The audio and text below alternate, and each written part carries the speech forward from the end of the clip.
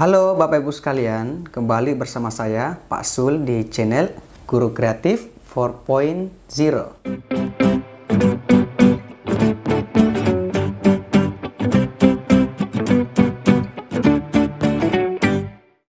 Baik Bapak Ibu sekalian, bismillahirrahmanirrahim. Jadi Bapak Ibu, untuk video kali ini kami kembali akan membahas soal-soal P3K tahun 2023. Nah teman-teman, untuk video kali ini kami akan membahas tes observasi diri P3K tahun 2023. Nah, teman-teman, video ini merupakan video part 1 dan semoga dengan adanya video kali ini bisa bermanfaat dan membantu teman-teman untuk lolos seleksi P3K tahun ini. Amin ya robbal alamin. Tes observasi diri sendiri. Nah, teman-teman, sesuai dengan juknis tahun lalu, tes observasi ini dilakukan oleh kepala sekolah, kemudian pengawas, kemudian guru senior yang ada di sekolah untuk menilai teman-teman. Nah, untuk tahun ini teman-teman, yang akan menilai teman-teman ini adalah diri teman-teman sendiri. Makanya disebut dengan tes observasi diri sendiri. Nah, berdasarkan juknis tahun lalu teman-teman, tahun 2022, jadi ada 3 yang dinilai. Yang pertama latar belakang. Namun yang masuk ke dalam soal itu teman-teman ada 2, yakni penilaian kompetensi dan penilaian kinerja. Oke, saya ulangi teman-teman, penilaian kompetensi dan penilaian kinerja. Nah, untuk penilaian kompetensi teman-teman berikut ini kisi-kisinya. Jadi teman-teman, berdasarkan Undang-Undang Guru dan Dosen nomor 14 tahun 2005, ada 4 kompetensi yang harus dikuasai oleh guru, yakni profesional, pedagogik, sosial, dan kepribadian. Nah, berdasarkan Undang-Undang ASN nomor 5 tahun 2014, ada 3 kompetensi yang harus dikuasai oleh seorang ASN, yakni teknis, manajerial, dan sosiokultural. Makanya dari kedua ini teman-teman disebut dengan kompetensi guru ASN yang indikatornya teman-teman ada 9. Nah, yang ke-9 ini yang harus teman-teman kuasai nantinya untuk mendapatkan nilai yang bagus di penilaian kompetensi. Yang pertama adalah menerapkan refleksi terhadap praktik pembelajaran dan pendidikan. Yang kedua, menerapkan refleksi terhadap cara berinteraksi aktif dengan peserta didik. Yang ketiga, menggunakan strategi manajemen kelas. Yang keempat, melakukan perencanaan, pelaksanaan, asesmen, dan laporan pembelajaran. Yang kelima, menyusun analisis struktur dan alur pengetahuan serta tahap penguasaan kompetensi peserta didik. Kemudian menunjukkan usaha mandiri untuk mempelajari keterampilan atau kemampuan baru dari berbagai media pembelajaran. Kemudian mendengarkan pihak lain secara aktif, menangkap dan menginterpretasikan pesan-pesan dari orang lain, serta memberikan respon yang sesuai. Membantu orang lain dalam menyelesaikan tugas-tugas mereka untuk mendukung sasaran tim, serta membangun hubungan baik antar individu dalam organisasi, mitra kerja, dan pemangku kepentingan. Jadi ini 9 kisi-kisi instrumen penilaian kesesuaian atau tes observasi diri di bagian penilaian kompetensi. Nah, teman-teman, jika saya bentuk dalam tabel seperti ini modelnya teman-teman. Oke. Jadi tadi saya katakan bahwa untuk kompetensi undang-undang menurut Undang-Undang Guru teman-teman ada 4 kompetensi yang harus dikuasai oleh seorang guru atau dosen. Sedangkan untuk ASN ada 3 kompetensi yang dikuasai, teknis, manajerial, dan sosiokultural teman-teman. Nah, jika dikelompokkan, maka yang keempat ini teman-teman, ini termasuk di bagian teknis atau masuk di kepribadian, pedagogik, dan profesional. Yang pertama adalah kebiasaan refleksi, berpusat pada peserta didik, kemudian kenyamanan dan keamanan belajar, dan efektivitas pembelajaran dan asesmen yang berorientasi pada peserta didik, serta struktur pengetahuan. Sedangkan yang keempat ini yang ketiga ini masuk ke bagian manajerial. Kemudian yang perekat kebangsaan ini masuk di bagian sosiokultural. Ini yang masuk di kompetensi sosial menurut Undang-Undang Guru. Jadi saran saya teman-teman harus kuasai ke-9 ini, ke-9 indikator ini untuk mendapatkan nilai tinggi di bagian penilaian kompetensi. Nah, bagi teman-teman yang masuk P2 atau P3, teman-teman fokus aja di bagian kepribadian, pedagogik dan sosial atau manajerial dan sosiokultural. Oke, jelas ya teman-teman untuk tabel indikator kompetensi. Kemudian untuk penilaian kinerja teman-teman ini ada 4 kisi-kisinya. Yang pertama tentang orientasi pelayanan, kemudian yang kedua adalah komitmen, ketiga kerjasama, dan yang keempat adalah kepemimpinan. Jadi sekali lagi teman-teman, ini berdasarkan juknis yang digunakan pada seleksi P3K tahun 2022. Namun teman-teman nih, jika nanti ada juknis baru yang keluar di tahun ini, mungkin kurang lebih teman-teman seperti ini kisi-kisinya. Oke, baik, seperti apa contoh soalnya? Oke, soal nomor 1 Bapak Ibu seperti ini. Sebagai guru, Anda diharapkan mampu mengelola kelas dengan efektif. Suatu ketika, Anda sebagai guru baru di sekolah dihadapkan dengan situasi kelas yang sangat tidak kondusif. Terlihat dari para peserta didik yang suka ngobrol sendiri saat pembelajaran berlangsung. Langkah yang Anda ambil dalam mengatasi situasi tersebut adalah A. Membuat kontrak pembelajaran bersama peserta didik. B. Mencari metode pembelajaran yang tepat untuk tiap-tiap kelas.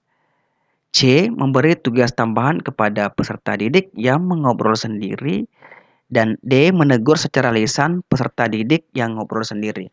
Nah, teman-teman, untuk soal ini termasuk di bagian kompetensi, dia lebih ke manajemen kelas. Bagaimana cara teman-teman untuk mengelola kelas sehingga semua siswa ini secara aktif atau kelas yang kita ajarkan ini betul-betul materi pelajaran tersampaikan kepada anak-anak.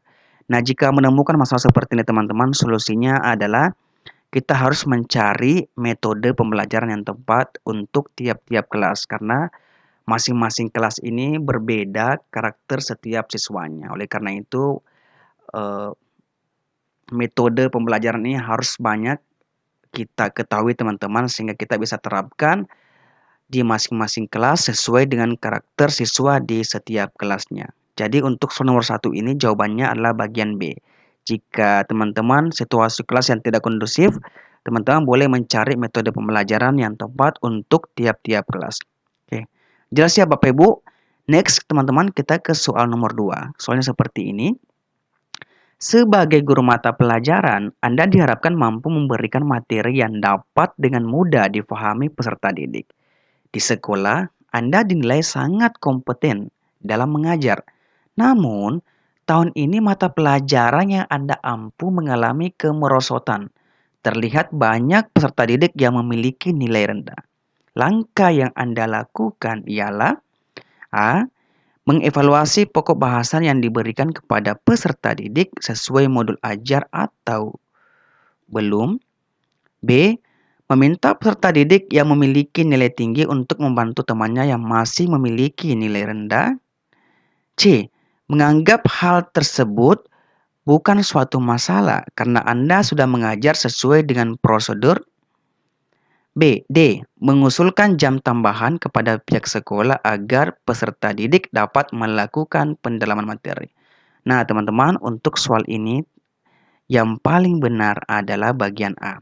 Jadi kita evaluasi pokok bahasan yang diberikan kepada peserta didik apakah sudah sesuai dengan modul ajar atau belum. Nah, jika belum teman-teman, nah itu kita perbaiki lagi sehingga nanti ke depannya nilai siswa ini bisa lebih meningkat atau siswa bisa mendapatkan nilai yang tinggi. Oke, jelas ya Bapak Ibu untuk soal nomor 2 ini jawabannya cukup jelas sekali yakni bagian A. Next teman-teman kita ke soal nomor 3. Nah, namun sebelumnya teman-teman kami ingin menginformasikan seperti hanya tahun-tahun sebelumnya teman-teman alhamdulillah sudah ribuan boleh kami katakan bahwa teman-teman yang ikut belajar bersama kami Guru Kreatif 4.0 ini lulus seleksi P3K. Nah, di tahun ini teman-teman sebagai langkah awal kami membuka kelas premium dan simulasi P3K tahun 2023.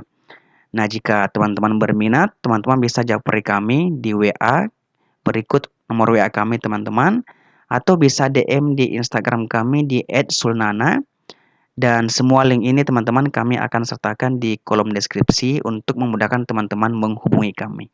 Oke, next Bapak Ibu, kita ke soal nomor 3. Soalnya seperti ini.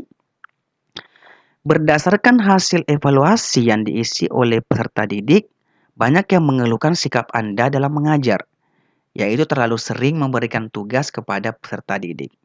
Meskipun begitu, banyak pula peserta didik yang lebih memahami materi setelah mengerjakan tugas yang Anda berikan. Hal yang sebaiknya Anda lakukan setelah mengetahui hasil evaluasi tersebut ialah A. Membuat kesepakatan dengan peserta didik terkait pembelajaran dan risiko terdepan. B. Tetap memberikan tugas banyak kepada peserta didik sesuai prinsip Anda. C. Mencoba mengurangi tugas yang diberikan dengan sering melakukan latihan soal di kelas. Dan D. Meniadakan pemberian tugas yang dianggap membebani peserta didik. Nah, teman-teman, yang paling tepat untuk soal ini, opsi jawabannya yang paling benar adalah bagian C. Jika siswa teman-teman banyak mengeluh tentang soal yang kita berikan, maka bolehlah sekali-kali kita kurangi pemberian tugasnya dan kita ganti dengan melakukan latihan-latihan soal di dalam kelas. Oke, jelas ya Bapak Ibu untuk soal nomor 3 ini saya rasa ini cukup mudah. Next kita ke soal nomor 4. Soalnya seperti ini Bapak Ibu. Salah satu kunci keberhasilan tujuan pembelajaran dapat dilihat dari manajemen kelas yang dilakukan oleh guru. Salah satu kelas yang Anda ampu memiliki karakter peserta didik yang suka datang terlambat. Berbagai upaya Anda lakukan, namun masih saja ada beberapa peserta didik datang terlambat di dalam kelas. Upaya yang Anda lakukan ialah A. Membuat kesepakatan bersama peserta didik dan menempelnya pada papan buletin dalam kelas. B. Meminta ketua kelas untuk mengkoordinasi ketertiban kelas agar tidak ada yang datang terlambat. C. Memberikan konsekuensi pada peserta didik yang masih datang terlambat di dalam kelas. Dan D. Tidak bosan untuk mengingatkan peserta didik untuk datang tepat waktu di kelas Anda. Nah, teman-teman, jika masalahnya seperti ini, solusi yang paling tepat ada di bagian A. Jadi sebisa mungkin teman-teman kita buat kesepakatan dulu kepada siswa kita dan kita tempel pada papan buletin dalam kelas. Apapun kesepakatannya teman-teman, jika misalnya kita kasih hukuman lah atau kita kasih apalah teman-teman jika ada yang datang terlambat, nah saya rasa itu lebih tepat. Jadi sebelum kita memulai pembelajaran, kita buat kesepakatan dulu dengan semua siswa atau kepada peserta didik yang akan kita ajar sehingga kedepannya semua siswa disiplin dan tidak ada lagi siswa yang datang terlambat. Oke, jelas ya Bapak Ibu untuk soal nomor 4. Nah, teman-teman, soal terakhir ini soal bonus. Nah, seperti biasanya jawaban teman-teman silakan dituliskan di kolom komentar beserta alasan memilih opsi tersebut. Oke, soalnya seperti ini. Anda adalah seorang wali kelas. Suatu hari, peserta didik mengeluhkan cara pengajaran salah satu guru senior. Guru tersebut sering memberikan tugas, namun jarang menjelaskan penyelesaian soal kepada peserta didik. Hal yang sebaiknya Anda lakukan sebagai wali kelas ialah A. Meminta peserta didik agar memahami pola pengajaran yang dilakukan guru tersebut. B. Mengkritisi secara langsung cara mengajar guru tersebut meskipun senior Anda. C. Mengkomunikasikan permasalahan tersebut melalui kepala sekolah agar disampaikan kepada guru yang bersangkutan. D. Meminta peserta didik agar menyampaikannya secara langsung kepada guru yang bersangkutan. Oke, jawaban teman-teman silakan dituliskan di kolom komentar beserta alasannya memilih jawaban tersebut. Oke, baik teman-teman, sebelum saya tutup, saya mengingatkan kembali bahwa teman-teman sebagai langkah awal teman-teman atau teman-teman bisa belajar dari sekarang, teman-teman boleh mengikuti kelas premium dan simulasi P3K bersama kami, tim guru kreatif. Jika berminat, teman-teman bisa wapri kami di WA atau DM di Instagram Sulnana. Dan semua link ini kami akan sertakan di kolom deskripsi untuk memudahkan Bapak Ibu menghubungi kami. Baik Bapak Ibu, cukup sekian untuk video part 1 ini. Semoga video kali ini berkah dan bermanfaat bagi Bapak Ibu semuanya. Dan insya Allah semoga Bapak Ibu bisa lulus P3K tahun ini. Amin ya robbal alamin. Wassalamualaikum warahmatullahi wabarakatuh.